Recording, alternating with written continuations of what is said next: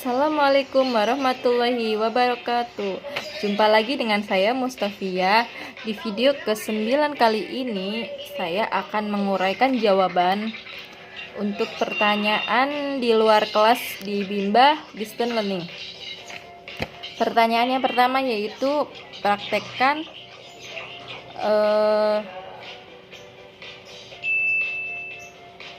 yang pertama yaitu pertanyaan tentang Bimba Distance Learning.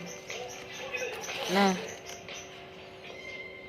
apa yang dimaksud Bimba Distance Learning?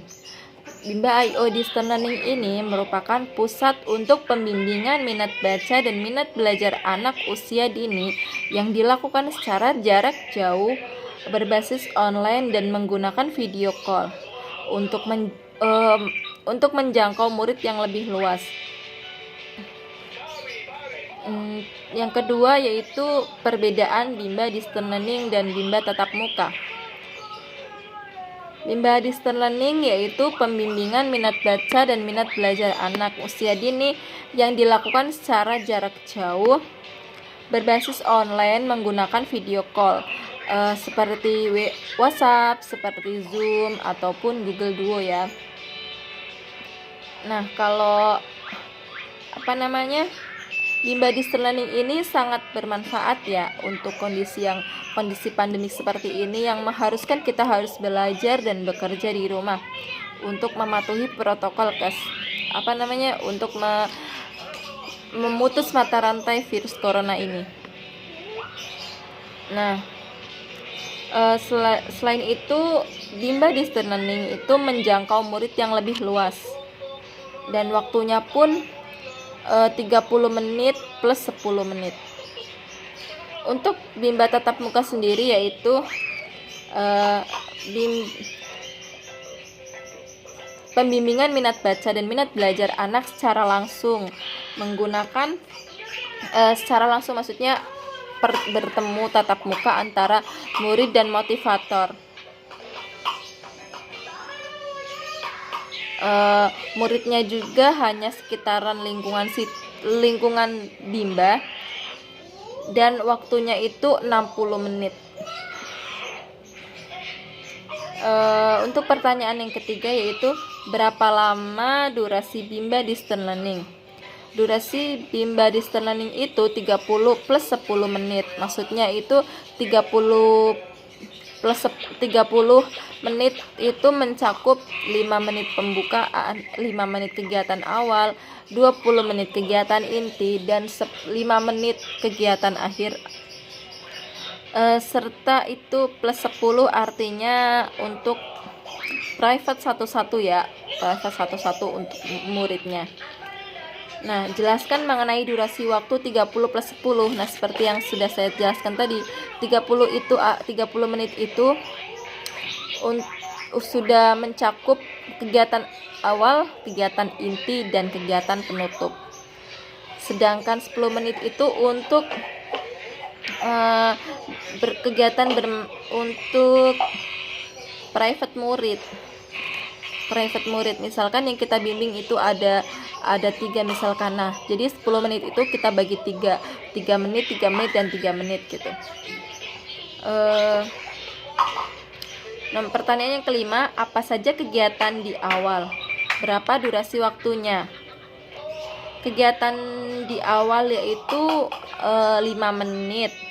Waktunya 5 menit. Nah, waktu 5 menit tersebut itu biasanya untuk pembukaan ya.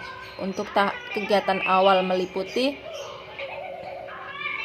5S, sambut, salam, senyum, sapa, dan sebut nama, dan kita berdialog umum, menyanyi La Bimba, tepuk semangat, menyanyi lagu Ananda, dan berdoa. Seperti itu. Serta berdialog umum juga ya. Berdialog Bimba juga maksudnya.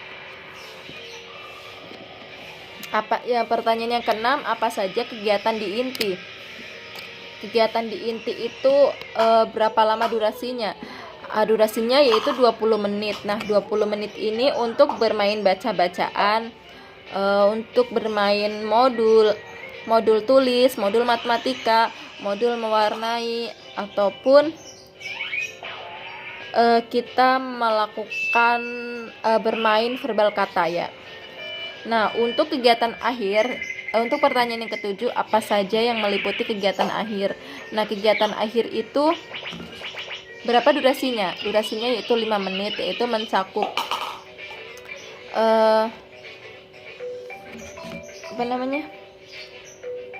mencakup tepuk semangat, pengulangan verbal kata, bernyanyi hari sudah siang, dan berdoa sesudah belajar. Untuk pertanyaan yang ke-8, apa prinsip dasar yang harus dijalankan dalam pelaksanaan Bimba Distance Learning? Prinsipnya itu harus 100% fun learning atau 100% menyenangkan ya. Jadi kita juga sebagai orang tua tidak boleh untuk memaksakan anak, dan kita sebagai orang tua pun dituntut harus selalu mengerti anak, bukan anak yang mengerti kita gitu ya. Untuk pertanyaan yang ke-9, kegiatan apa yang menjadi prioritas di Bimba Distance Learning? Yaitu kegiatan bermain baca-bacaan. Untuk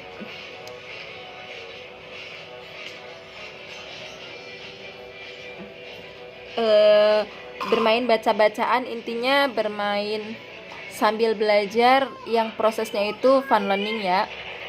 Untuk pertanyaan yang ke-9, kegiatan apa saja yang ke-10, kapan motivator harus selalu memberikan motivasi atau reward kepada anak? Nah, setiap 5 menit sekali dan setelah selesai melaksanakan tugas. Untuk pertanyaan yang ke-11, kapan motivator harus melakukan pengawasan dan pengendalian di kelas?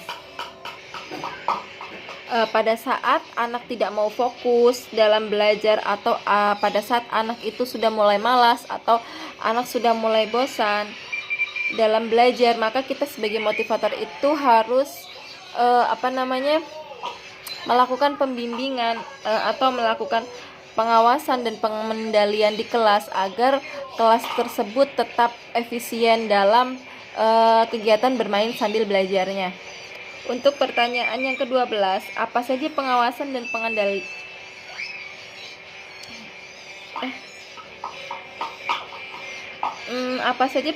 pengendalian yang harus dilakukan oleh motivator? Yaitu dengan memberikan perhatian kepada anak pada saat anak bermain baca-bacaan, terus pada saat anak mengalami kendala ataupun pada saat anak sedang melamun, anak sudah mulai merasa bosan, anak tersebut menangis, ataupun anak tersebut kurang bersemangat.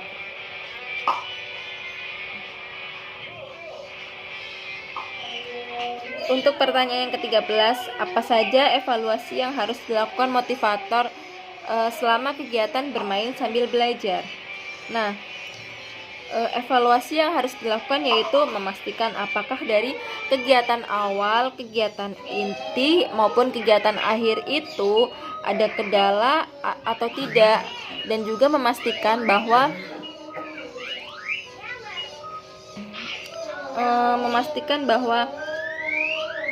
anak tidak ada pemaksaan dan ataupun tekanan kepada anak, baik dari orang tua maupun dari motivator.